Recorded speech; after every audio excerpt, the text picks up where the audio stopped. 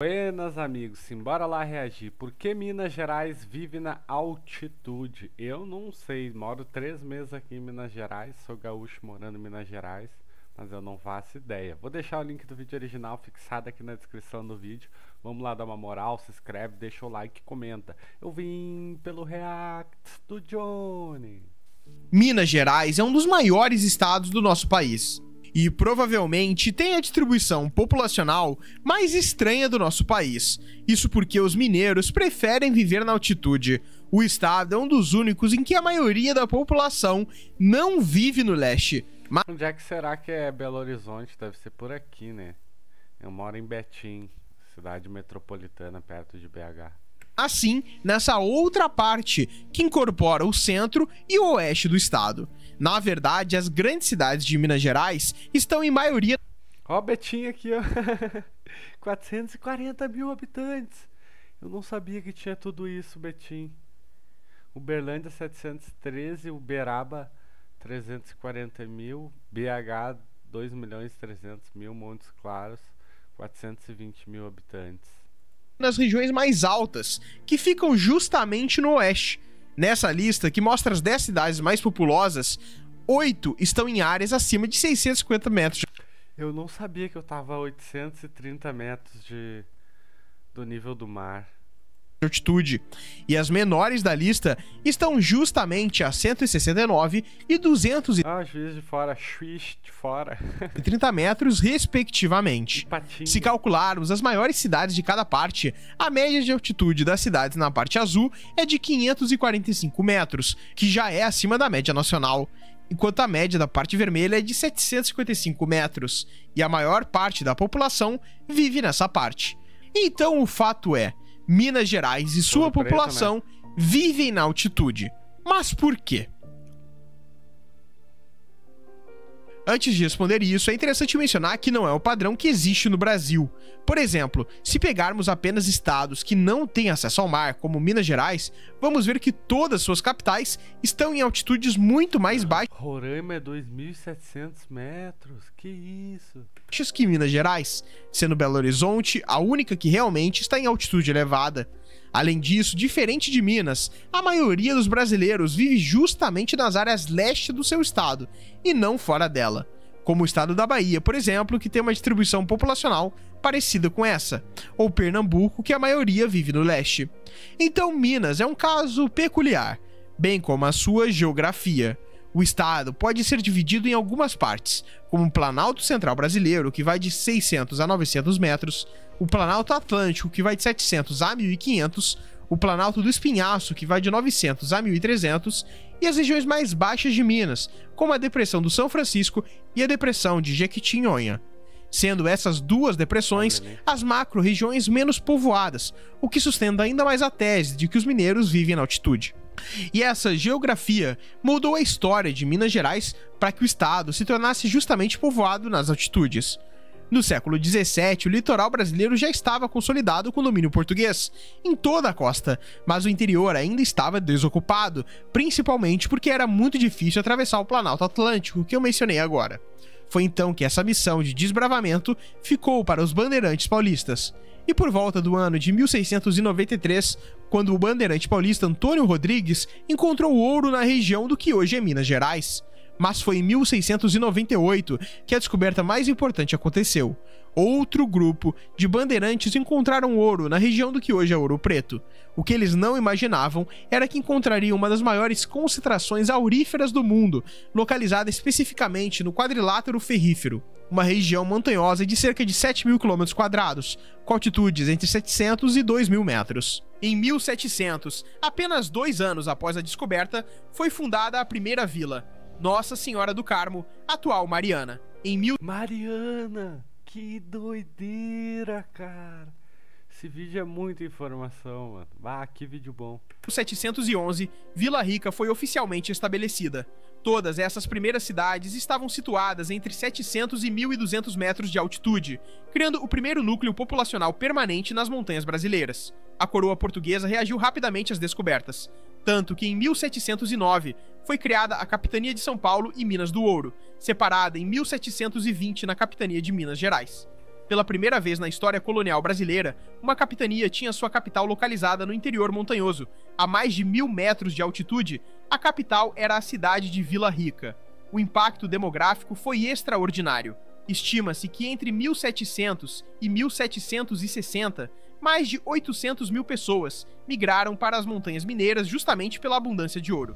A população de Vila Rica saltou de 0 para cerca de 40 mil habitantes em apenas 30 anos, tornando-se uma das maiores cidades das Américas. Para comparação, Salvador, então maior cidade do Brasil, tinha aproximadamente 50 mil habitantes no mesmo período. O ouro das Montanhas Mineiras não era apenas abundante, era de qualidade excepcional. Entre 1700 e 1770, as Montanhas Mineiras produziram cerca de 1.000 toneladas de ouro, equivalente a mais da metade de todo o ouro extraído no mundo nesse período. Para você ter uma ideia, isso representava o equivalente a mais de 60 bilhões de dólares atuais, concentrados em uma área de apenas 7.000 quilômetros quadrados. A extração não se limitava ao ouro. Em 1729, foram descobertos diamantes no Arraial do Tijuco, atual Diamantina, localizada a 1.296 metros de altitude, na Serra do Espinhaço. A região se tornou tão importante que em 1734, a coroa criou o Distrito Diamantino, com legislação específica e controle militar rígido. A descoberta de diamantes atraiu ainda mais população para as altitudes. Diamantina cresceu rapidamente, alcançando 40 mil habitantes em 1750. A cidade se especializou não apenas na extração, mas também no comércio de pedras preciosas, desenvolvendo uma economia sofisticada baseada inteiramente na exploração mineral das montanhas. Enquanto as montanhas do centro-oeste eram exploradas intensivamente e cada vez mais pessoas chegavam, o leste mineiro permanecia como uma fronteira hostil e economicamente irrelevante. A região do Vale do Rio Doce era habitada pelos botocudos, grupo indígena que resistiu ferozmente à colonização. Geologicamente, o leste também não oferecia as riquezas das montanhas. Expedições exploratórias, como a de José Joaquim da Rocha, em 1793, confirmaram a ausência de ouro em quantidades comerciais na região. O relatório de Rocha, apresentado ao governador, concluía que as terras do Rio Doce são estéreis em metais preciosos, sendo apenas próprias para a agricultura. A diferença climática também desestimulava sua ocupação. Enquanto as montanhas ofereciam clima temperado, o leste tinha... Esse cara é muito bem informado, ele deve estudar muito pra fazer um vídeo, que é muita informação, cara. Quanto conhecimento é apenas um vídeo só.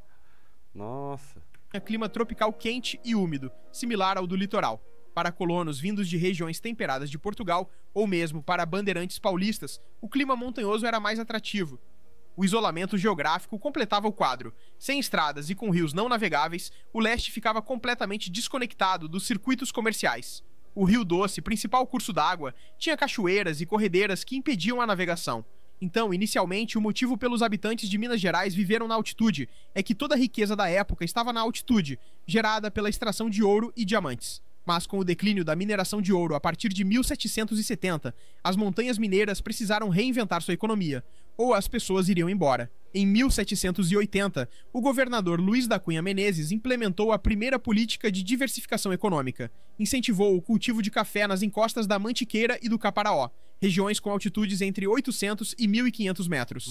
O café se adaptou perfeitamente ao clima montanhoso, produzindo grãos de qualidade superior. Em 1820, já produzia 50 arrobas anuais de café, demonstrando a viabilidade econômica da agricultura montanhosa. Que linda essa vista, né? Jamais isso. O sol na montanha assim fica muito lindo. Isso tem muito aqui em Minas Gerais, né? O sucesso atraiu outros fazendeiros, consolidando a Zona da Mata como região cafeeira. A indústria também se desenvolveu nas montanhas. Em 1812, foi instalada a primeira fábrica de ferro em Congonhas do Campo, aproveitando o minério local e a força hidráulica dos rios de montanha. Em 1827, a Fábrica Patriótica de Ferro produzia 200 arrobas anuais, abastecendo ferramentas para mineração e agricultura.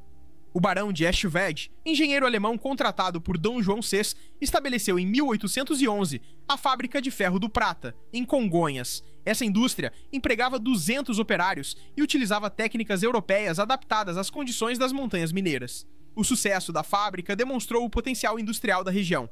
Em 1838, foi criada a Imperial Fábrica de Ferro de São João de Ipanema, próxima a Sorocaba, mas com capital e tecnologia originários das experiências mineiras. Isso comprova como a especialização metalúrgica das montanhas mineiras se espalhou para outras regiões. A agricultura de subsistência também se diversificou. Fazendas como a do Jaguara, em São João del Rei, estabelecida em 1825, combinavam café, milho, feijão e criação de gado. aproveitando os diferentes microclimas das encostas montanhosas. Essa diversificação garantiu segurança alimentar e renda estável. A fundação de Belo Horizonte em 1897 foi o ato final que consolidou Minas Gerais como um estado que vive na altitude. A escolha do local para a nova capital não foi casual. Ela foi deliberadamente posicionada no Planalto Central, a mais de 800 metros de altitude. Hoje, o padrão de concentração populacional nas altitudes em Minas Gerais está mais consolidado do que nunca. A região metropolitana de Belo Horizonte continua crescendo, concentrando indústria, universidades e serviços nas montanhas. O leste de Minas, apesar de seu potencial geográfico, continua sendo uma região periférica dentro do estado. A região se especializou em atividades específicas como mineração, papel e agronegócios, mas nunca conseguiu desenvolver a diversidade econômica e densidade populacional do centro-oeste montanhoso.